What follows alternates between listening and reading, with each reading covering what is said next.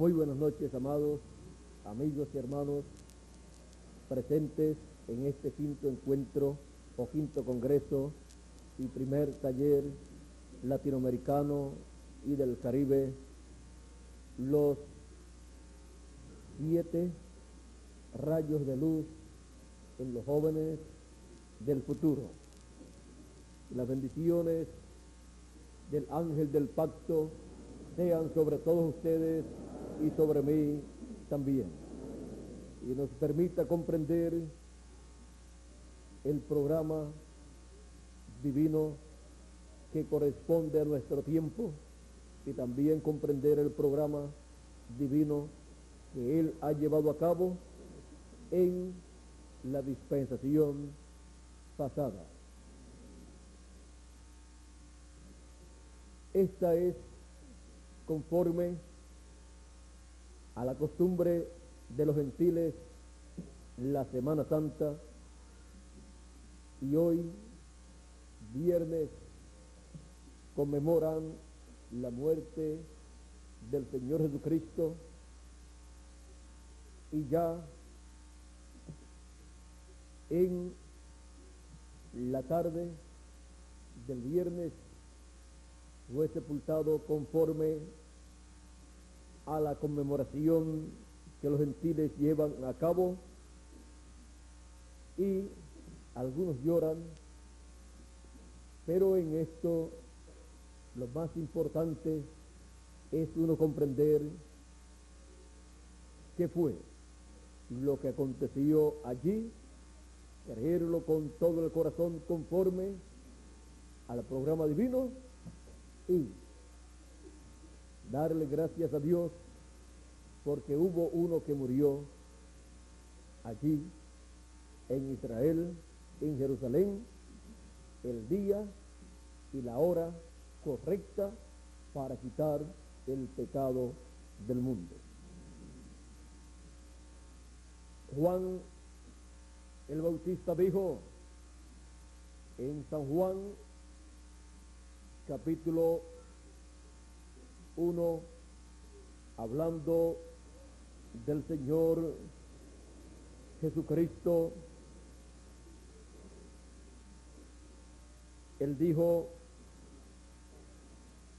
en el capítulo 1, verso 35 en adelante, que el siguiente día vio, y el siguiente día otra vez estaba Juan y 2 de sus discípulos mirando a Jesús, que andaba por allí. Dijo Juan: he aquí el Cordero de Dios. Le oyeron hablar los 2 discípulos y siguieron a Jesús. Y volviendo Jesús y viendo que le seguían, les dijo: ¿qué buscáis? Y ellos le respondieron, ellos le dijeron: Rabí, que traducido es maestro, ¿dónde moras? Les dijo: venid y ved. Y fueron y vieron dónde moraba, y se quedaron con él aquel día, porque era como la hora 10. Andrés, hermano de Simón Pedro, era uno de los 2 que habían oído a Juan el Bautista y habían seguido a Jesús. Este halló primero a su hermano Simón y le dijo: hemos hallado el Mesías, que traducido es el Cristo, y le trajo a Jesús. Y mirándole Jesús dijo: tú eres Simón, hijo de Jonás, tú serás llamado Cefas, que quiere decir Pedro. Que Dios bendiga su palabra en nuestros corazones y nos permita entender. El Señor Jesucristo, el Cordero de Dios. Pueden tomar asiento si tienen la bondad.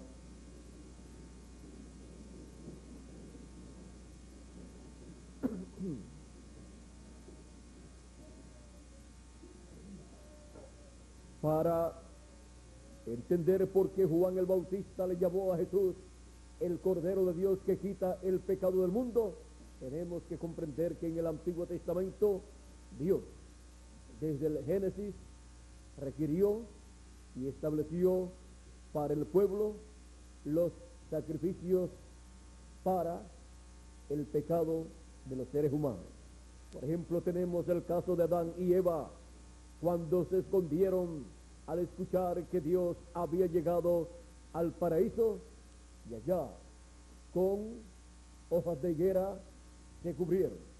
Pero Dios les dio a ellos vestiduras de pieles, y para darle pieles tenía que morir algún animalito. Murió un animalito para cubrir la desnudez de Adán y Eva. Luego encontramos que Adán tuvo a su hijo Abel. Encontramos que en una ocasión Caín y Abel presentaron a Dios ofrendas. Caín trajo delante de Dios de los frutos del campo como una ofrenda para Dios. Y Abel, dice la Escritura, que también trajo ante la presencia de Dios una ofrenda, un sacrificio. Dice así San Pablo, explicando este evento en Hebreos capítulo 11 verso 4, dice: por la fe Abel ofreció a Dios más excelente sacrificio que Caín, por lo cual alcanzó testimonio de que era justo, dando Dios testimonio de sus ofrendas, y muerto aún habla por ella. Ahora, este sacrificio de Abel podemos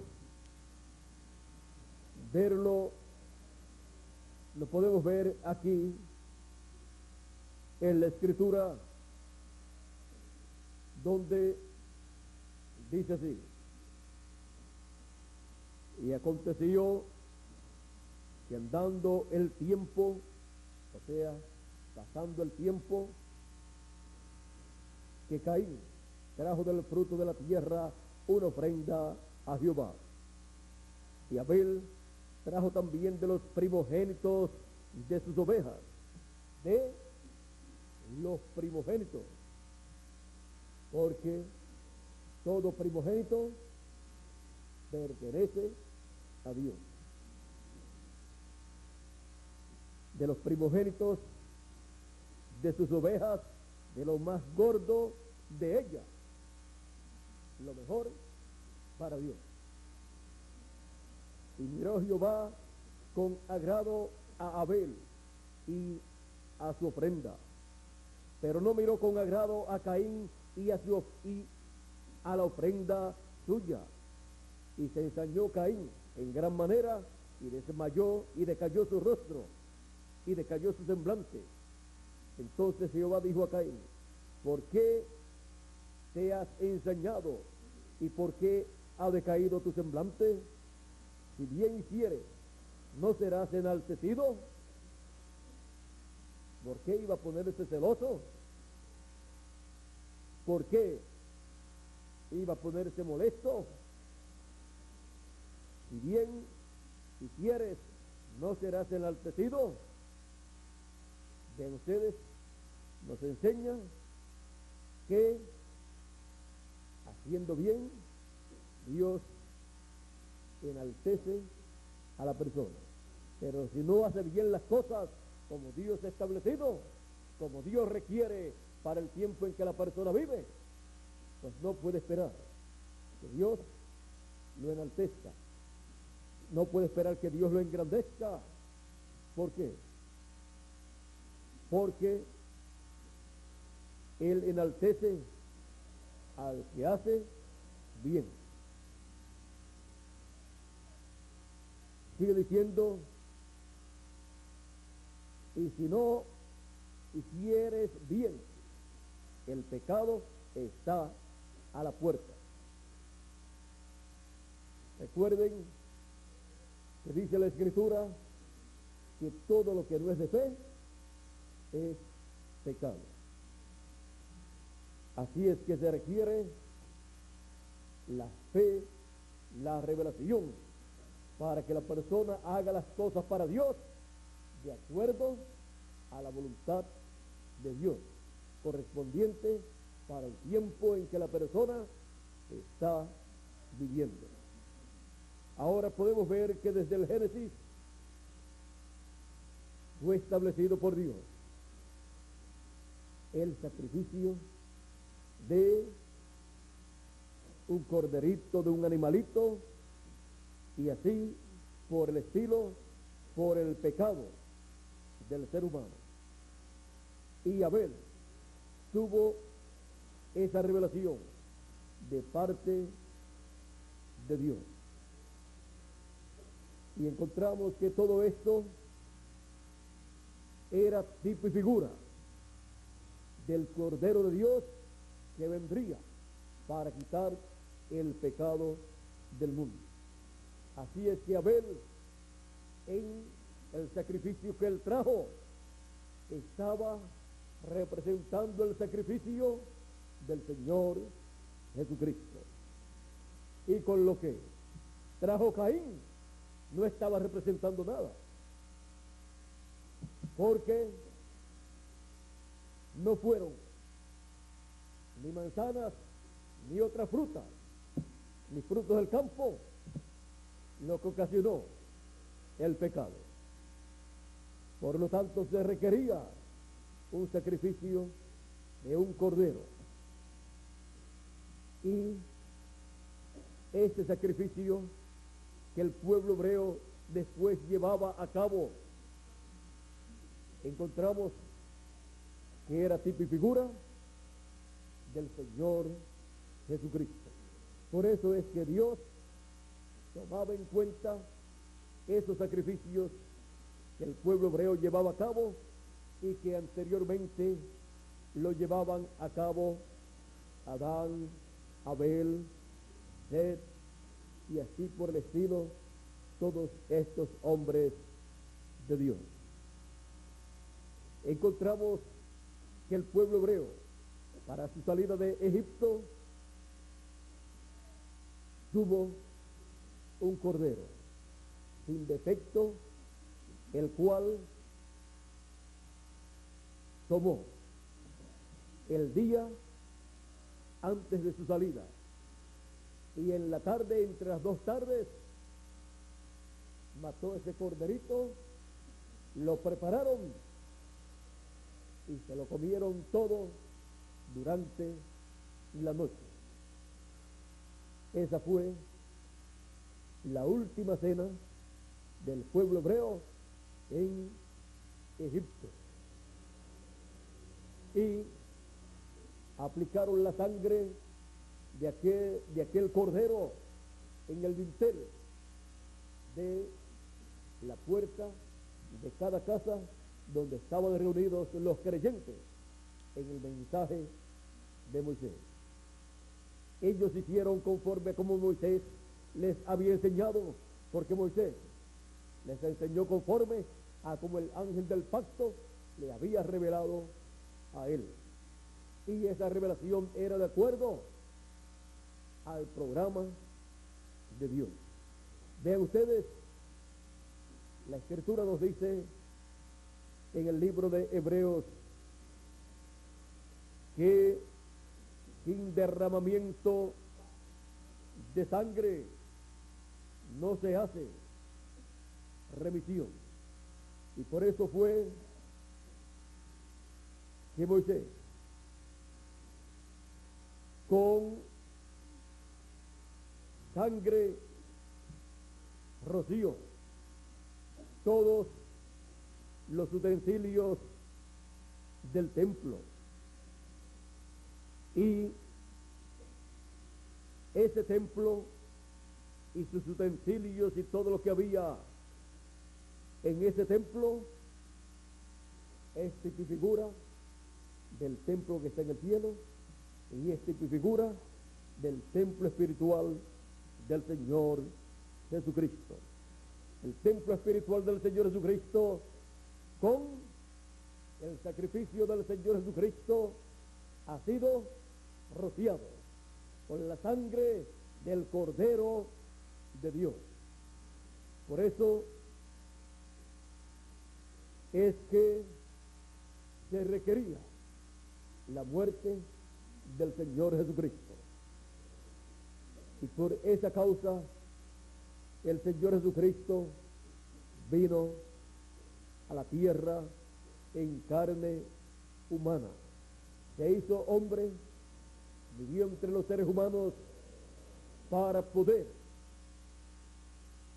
morir su cuerpo físico en la cruz del Calvario. Ese fue el propósito de su venida, realizar la obra de redención por su cuerpo y sangre en la cruz del Calvario y así redimir a los hijos de Dios, quitar el pecado de todo hijo de Dios. Por eso, a través del tiempo, se ha predicado el mensaje del Evangelio de la Gracia, para que sí, todos los hijos de Dios, al escuchar ese mensaje, crean, reciban esa revelación y crean esa verdad divina y sepan que por todos nosotros y por nuestros pecados murió el Cordero de Dios. Y cuando usted lo cree con toda su alma, usted tiene el que lo representa a usted, el cual pagó el precio de la salvación. Por lo tanto, no tenemos que pagar un precio por la salvación, porque ya Él la pagó. Él pagó el precio, Él murió por nosotros para que nosotros podamos vivir eternamente. Cuando Él murió en la cruz del Calvario, era el tiempo en que la raza humana tenía que morir. Por eso Él dijo, si el grano de trigo no cae en tierra y muere, Él solo queda. Pero si cae en tierra y muere, mucho fruto lleva. O sea, muchos hijos de Dios, a imagen y semejanza del Señor Jesucristo. Muchos granos de trigo, muchos hijos de Dios, como el Señor Jesucristo. Y así, el ser nuestro hermano mayor. Dice, anunciaré tu nombre en medio de mis hermanos. ¿Saben ustedes lo que es ser hermano del Señor Jesucristo? ¿Saben lo que es que cada uno de ustedes y yo también podemos decir, yo tengo un hermano mayor, se llama el Señor Jesucristo? Mi hermano mayor es el Señor Jesucristo. Y saben ustedes una cosa, que el hermano mayor siempre está pendiente a sus hermanos. Es el que defiende a sus hermanos. Y tenemos uno que nos defiende, nuestro hermano mayor, el Señor Jesucristo, que vino y pagó el precio de nuestra salvación, porque de tal manera amó Dios al mundo, a sus hijos, y ha dado a su Hijo unigénito, para que todo aquel que en Él cree no se pierda, mas tenga vida eterna. Ven ustedes lo sencillo que es todo, mas todo aquel que en Él crea. Hay que creer. Hay que creer en el Señor Jesucristo y su obra en la cruz del Calvario. Y no se pierde la persona que cree con toda su alma, con todo su corazón, mas tiene vida eterna. Él fue el que hizo la obra. Y ahora nosotros creemos en su obra redentora. Por eso es que el Señor Jesucristo, aunque sabía que iba a morir en la cruz del Calvario, que iba a ser tomado preso, e iba a ser condenado, e iba a ser crucificado, cuando Pedro trató de impedir que fuera a Jerusalén, pues él dijo: el Hijo del Hombre sube a Jerusalén y será tomado preso y será juzgado y entregado y así, y será matado. Pedro dijo: tal cosa no te acontezca. Jesús dijo: apártate de mí, Satanás, que no entiende las cosas que son de Dios, más bien las de los hombres. Ahora, Jesús también decía: ¿y cómo se cumplirán las escrituras, las cosas que están escritas acerca de mí? Porque lo que está escrito acerca de mí, cumplimiento tiene. Y aunque él sufrió, fue rechazado, fue menospreciado, fue juzgado injustamente y condenado injustamente y crucificado, él puso su vida por amor a nosotros. Él podía evitar morir. Él dijo: nadie me quita la vida, yo la pongo por mí mismo para volverla a tomar. Y él dijo: si el grano de trigo no cae en tierra y muere, él solo queda viviendo eternamente ese grano de trigo. Pero él sabía que si él moría, entonces mucho fruto llevaría ese grano de trigo. Mucho fruto llevaría el Señor Jesucristo con su muerte, porque así le daría la oportunidad a todos los hijos de Dios a vivir eternamente y ser a imagen y semejanza del Señor Jesucristo. Él murió por nosotros, pagó el precio de nuestra redención, y nosotros, al creer en el Señor Jesucristo, recibimos esa bendición en nuestra alma. Él dijo: en el que en mí cree, aunque esté muerto, vivirá.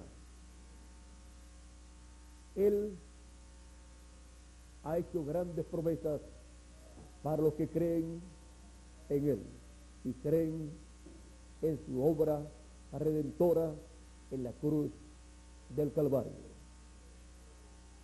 La Escritura nos dice, San Pablo nos dice: con el corazón se cree para justicia.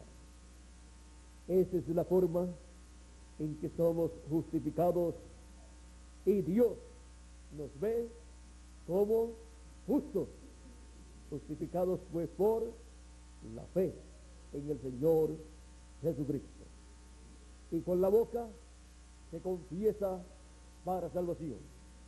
Por eso con nuestra boca decimos lo que creemos con nuestro corazón, porque se requiere que hablemos lo que nosotros creemos, y así demos testimonio de esa palabra que está en nuestro corazón.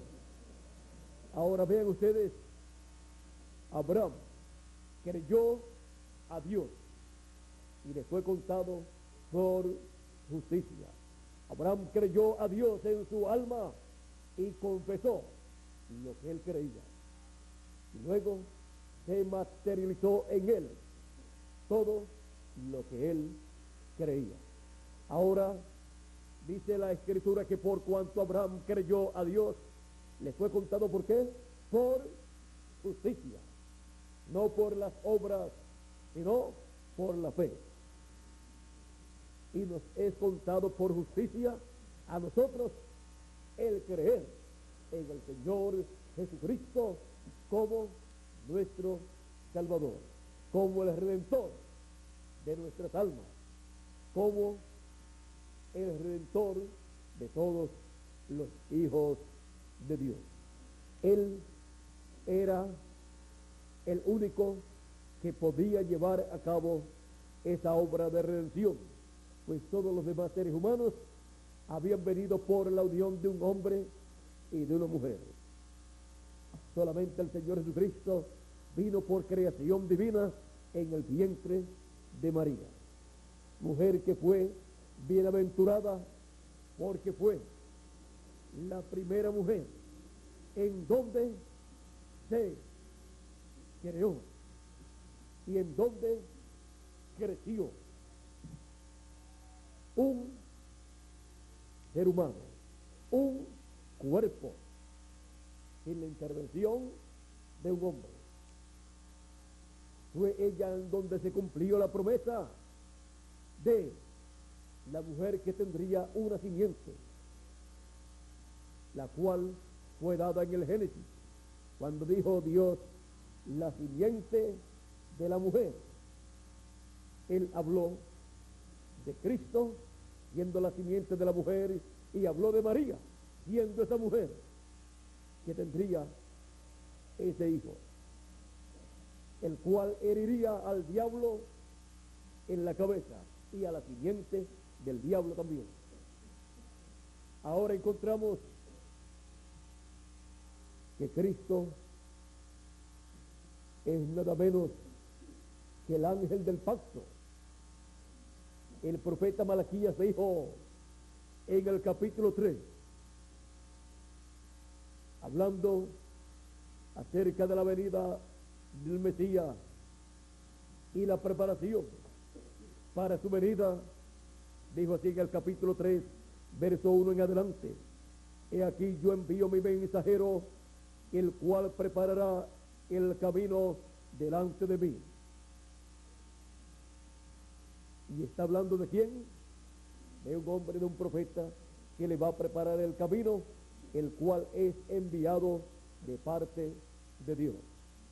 Y cuando fue a aparecer en la escena de esta tierra este hombre, vino el arcángel Gabriel y le apareció al sacerdote Zacarías en el templo y le dijo que tendría un hijo, que su oración había sido escuchada y que ese hijo que tendría por medio de su esposa Elizabeth, la cual era estéril y la cual ya estaba avanzada en edad, al igual que el sacerdote Zacarías,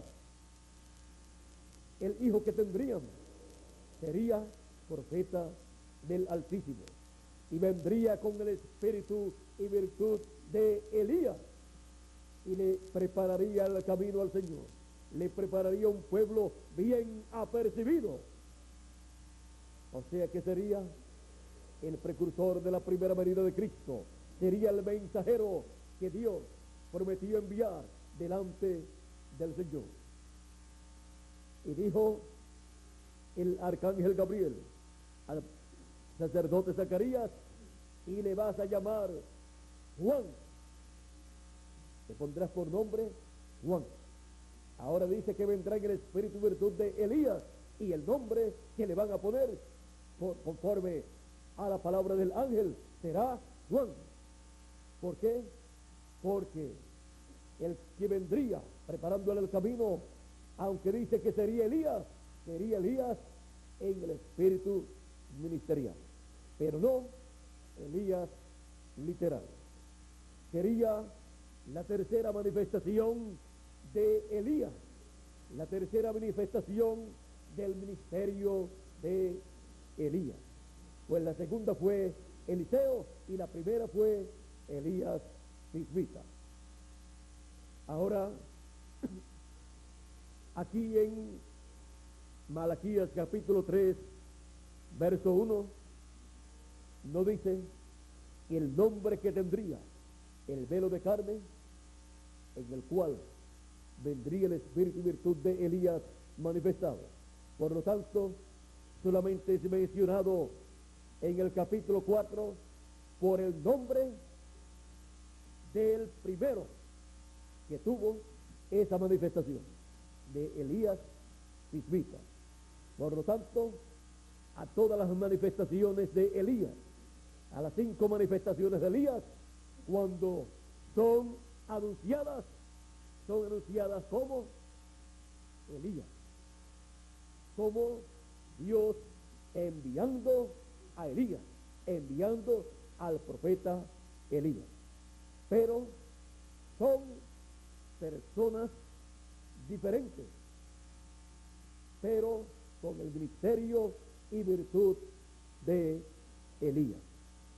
Pero el velo de carne recibe el nombre que le corresponde para ese tiempo en el cual Dios interviene, ya sea que estén conscientes o no estén conscientes las personas o los padres de la persona donde se cumple esta promesa. Ahora, el padre de Juan, siendo sacerdote, con la información que le dio el arcángel Gabriel, estaba consciente de lo que Dios estaría cumpliendo. Sabía que su hijo sería el precursor de la primera venida de Cristo, sería el profeta prometido por el profeta Malaquías en el capítulo 3 y en el capítulo 4, donde cumpliría la mitad de ese pasaje.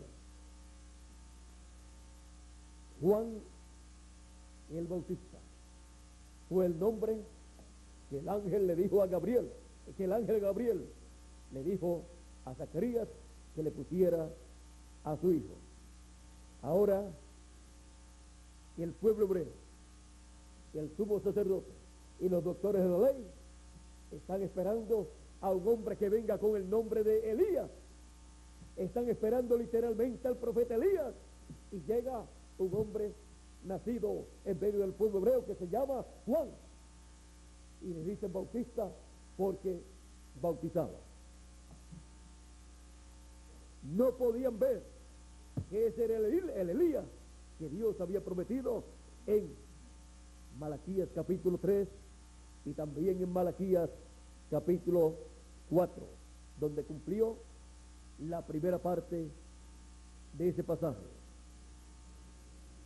Cuando llevó a cabo su ministerio, encontramos que aún los discípulos de Jesús de Nazaret no sabían que Juan el Bautista era Elías, el precursor de la primera venida de Cristo que estaba prometido en Malaquías capítulo 3 y Malaquías capítulo 4. Pero Juan sí lo sabía. Y cuando le preguntaron a él, aquellos que fueron enviados por los principales de la sinagoga, por los principales religiosos, le preguntan: ¿quién tú eres? ¿Eres tú Elías? No, dice Juan. Juan podía decir: no, yo soy Juan. O podía decir: no, yo no soy Elías en su cuarta manifestación. Pero él no les explicó mucho. No soy. ¿Eres tú el profeta? No, y era profeta. Pero ellos le estaban preguntando: ¿eres tú el profeta del cual Moisés dijo: profeta de entre vuestros hermanos, os levantará el Señor vuestro Dios? A él oíd. ¿Eres tú ese profeta? No. ¿Eres tú el Cristo? No. ¿Y por qué bautizas? Yo bautizo con agua, bautismo de arrepentimiento, pero después de mí viene uno del cual yo no soy digno de desatar la correa de su calzado. Él os bautizará con Espíritu Santo y fuego. Ahora le preguntan: ¿y tú quién eres? Yo soy la voz de uno que clama en el desierto, como dijo el profeta Isaías: aparejad el camino del Señor. Juan el Bautista sabía quién él era. Él sabía dónde le estaba en la Escritura. él se encontró en la Escritura. Él encontró su ministerio en la Escritura y supo que su venida, su presencia en la tierra estaba prometida por los profetas de Dios para prepararle el camino al Mesías, al que quitaría el pecado del mundo. Ahora, en ningún momento Juan dice, yo soy Elías. Más bien, dice yo, cuando le preguntan, ¿eres tú Elías? Dice, no. Pues le están preguntando de Elías, pero del Elías que vendría antes que venga el día grande y terrible de Jehová. Ahora, Jesús de Nazaret, cuando habló de Juan, él, en aquella pregunta que le hicieron los discípulos a Jesús, luego la experiencia que tuvieron en el monte de la transfiguración donde vieron a Moisés y Elías, le preguntan a Jesús, pero Señor, ¿no es necesario que Elías venga primero? Si le preguntan a los sacerdotes, a los doctores de la ley, a los fariseos y aún al sumo pontífice, les hubieran dicho a los discípulos de Jesús, pues claro que Elías tiene que venir primero. Por lo tanto, este Jesús de Nazaret no puede ser Mesías, porque no ha llegado todavía Elías. Pero le preguntan al que sabía, a Jesús, y no es necesario que Elías venga primero. O sea, explícanos, porque ellos están creyendo que Jesús de Nazaret es el Mesías, y han visto a Moisés y Elías en el monte de la transfiguración, pero no han visto a Elías todavía en la tierra, preparándole el camino. Y Jesús les dice,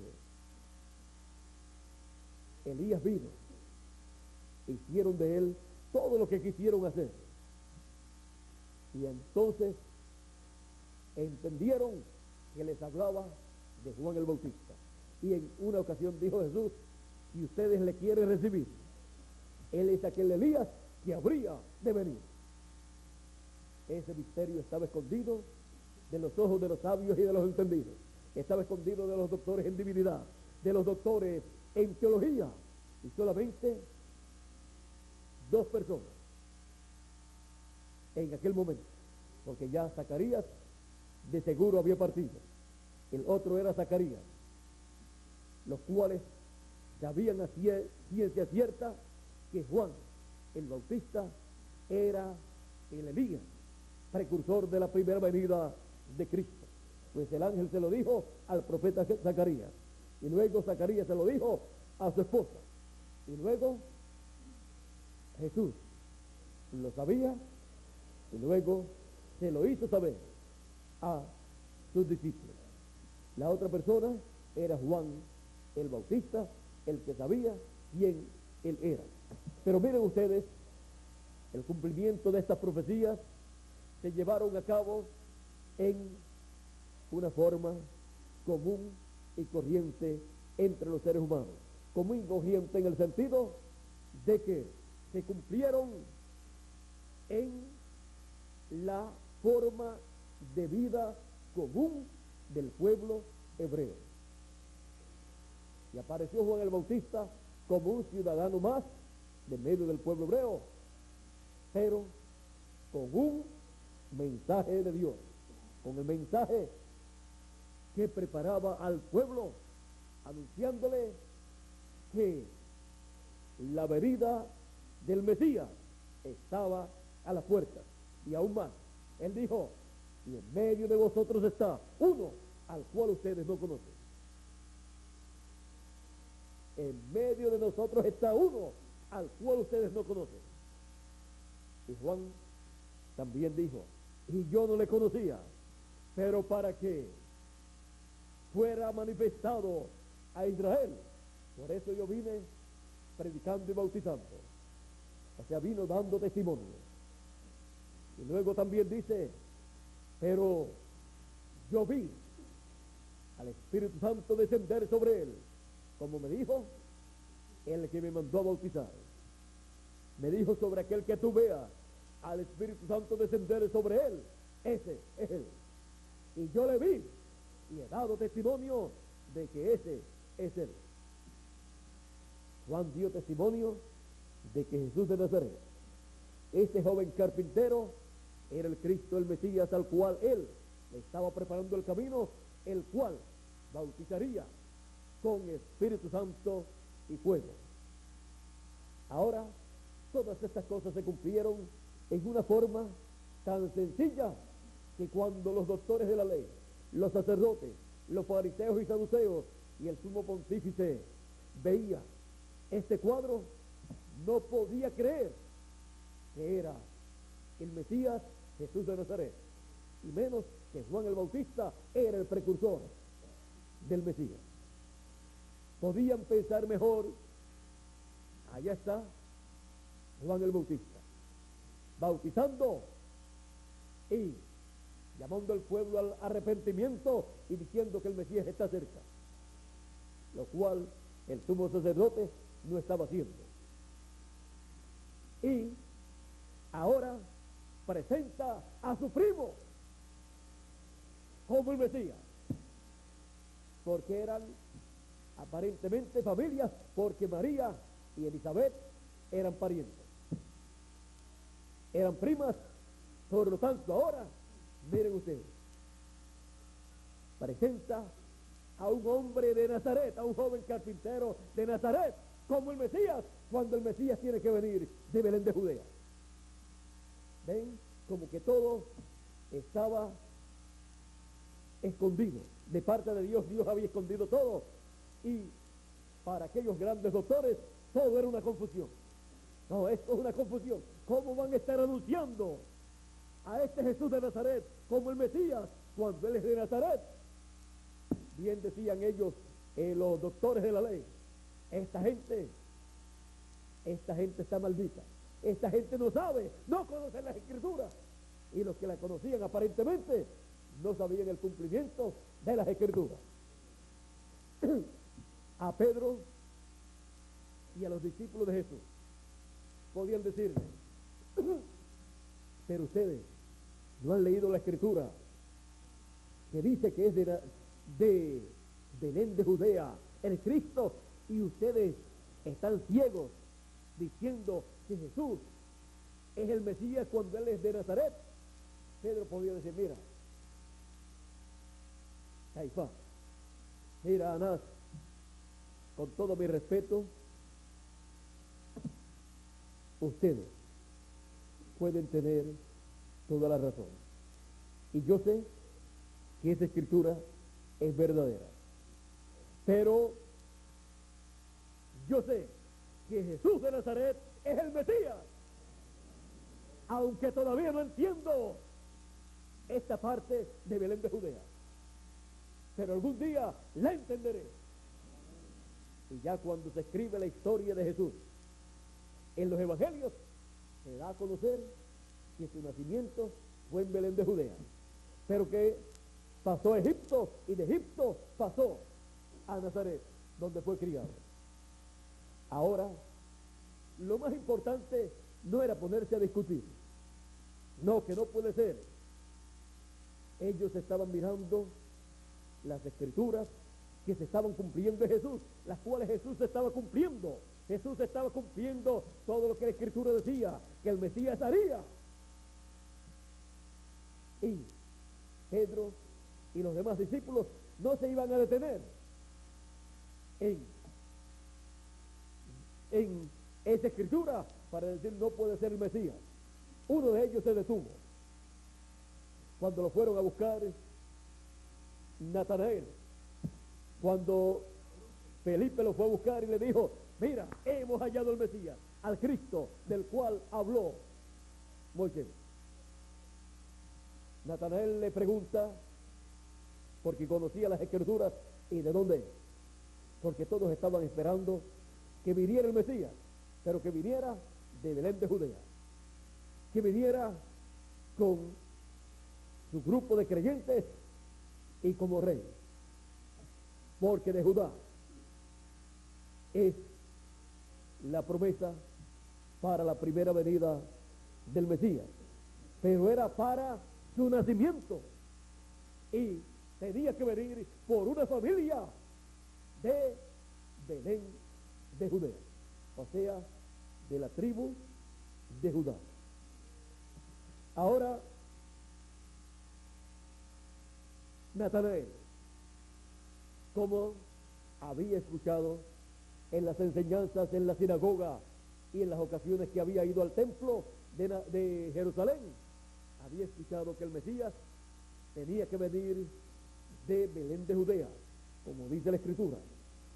Pero en la interpretación que tenían teológicamente, no habían visto que era su nacimiento, pero que luego podía vivir en otro lugar, criarse en otro lugar y aparecer como de otro lugar.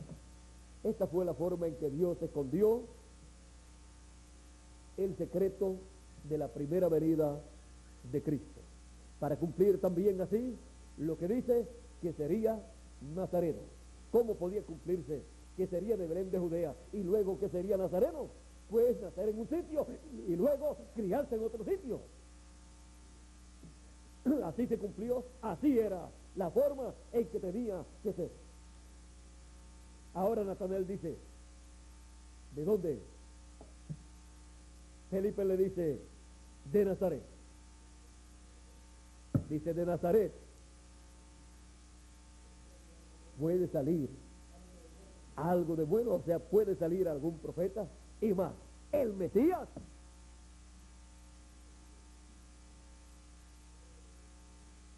Felipe le dice, ven y ve. O sea, no vamos a discutir porque me vas a sacar la escritura que dice de Belén.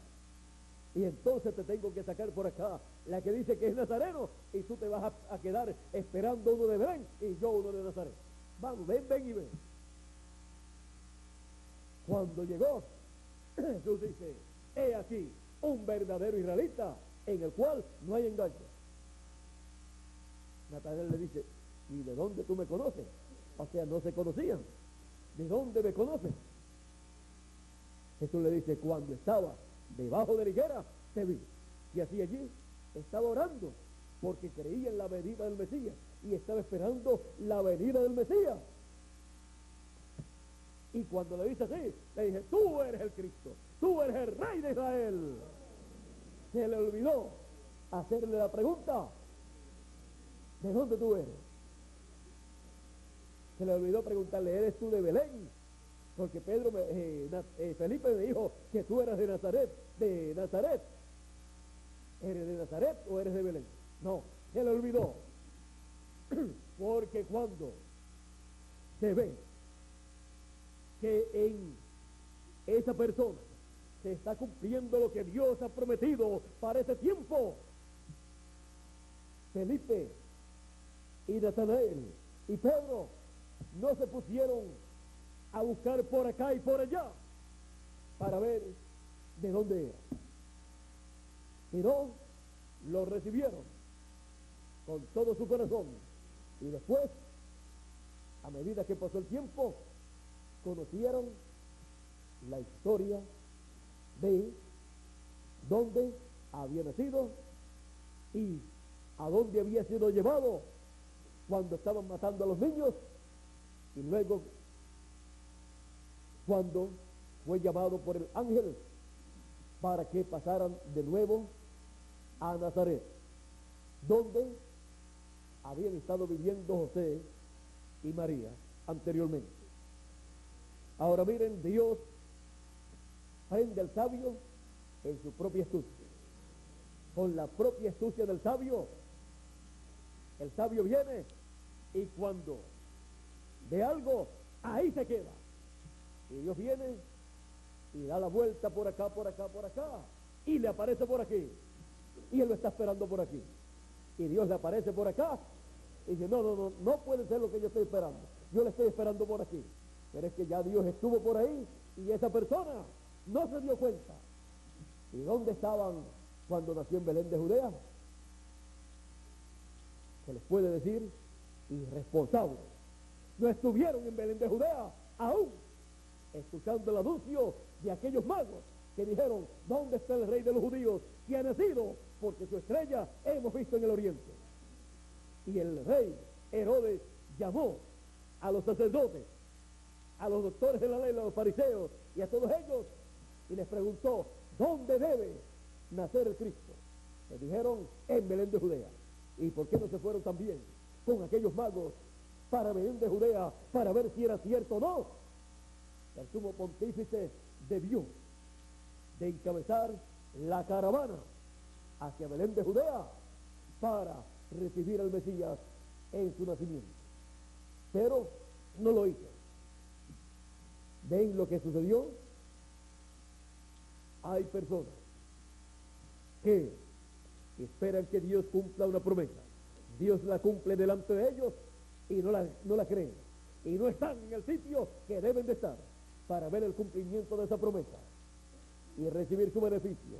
Y después que pasa el tiempo y Dios está cumpliendo otra parte de su programa, entonces se ponen a reclamar, no, es que Dios tiene que cumplir eso. Ya lo cumplió y no lo viste. Bien les dijo el Señor Jesucristo, ciegos, guías de ciegos, no pudieron ver el evento más grande prometido para el pueblo hebreo para aquellos días.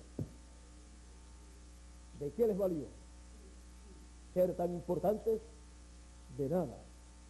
No es asunto de grandeza humana, sino es asunto del programa divino que corresponde para cada tiempo, el cual Dios lo lleva a cabo siempre en forma sencilla, para que así las personas sencillas, sin necesidad de tener un doctorado en teología, puedan ver su programa y recibirlo. Y a medida que van recibiendo su palabra, van entendiendo todo el programa y cómo se va llevando a cabo ese programa. Ahora la muerte del Señor Jesucristo en la cruz del Calvario estaba profetizada. El profeta Isaías habló de ella en el capítulo 53 y dijo ahí cuál era la causa por la cual tenía que morir el Mesías. Él tenía que llevar nuestros pecados y por su llaga teníamos nosotros que ser sanados del pecado y de toda cosa. Ahora el profeta Isaías vio todas estas cosas y fueron escritas para que así fueran cumplidas.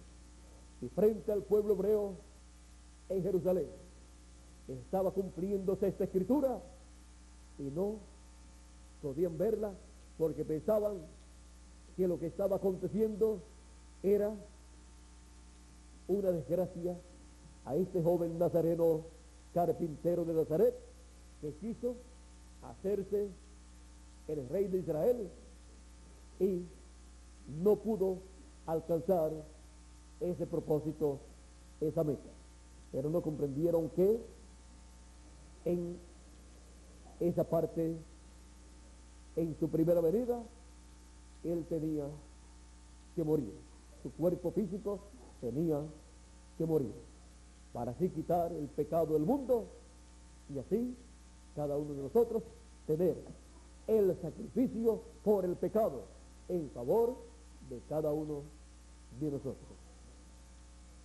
Yo le doy gracias a Dios por la primera venida de Cristo y su obra en la cruz del Calvario. Él me amó a mí y a cada uno de ustedes y se entregó por nosotros en la cruz del Calvario. Él voluntariamente lo hizo y él Así nos ha salvado. San Pablo, en la carta a los Gálatas, capítulo 2, verso 20, nos dice: con Cristo estoy juntamente crucificado, y ya no vivo yo, mas vive Cristo en mí. Y lo que vivo ahora, y lo que ahora vivo en la carne, lo vivo en la fe del Hijo de Dios, el cual me amó y se entregó a sí mismo por mí y también por cada uno de nosotros. Cuando uno comprende el sacrificio del Señor Jesucristo en la cruz del Calvario, uno no puede hacer otra cosa sino darle gracias a Dios por el sacrificio de Cristo en la cruz del Calvario, con el cual pagó el precio de la salvación, nos limpió de todo pecado, y ahora tenemos el futuro más grande y glorioso de todos. Tenemos un futuro brillante, un futuro de vida eterna, un futuro en el cual cada uno de nosotros seremos reyes y sacerdotes en el glorioso reino del Señor Jesucristo. Por eso, en el Apocalipsis nos dice, en el capítulo 5, y de Jesucristo, el testigo fiel, el primogénito de los muertos y el soberano de los reyes de la tierra, al que nos amó y nos lavó de nuestros pecados con su sangre y nos hizo reyes y sacerdotes para Dios su Padre. A él sea gloria e imperio por los siglos de los siglos. Amén.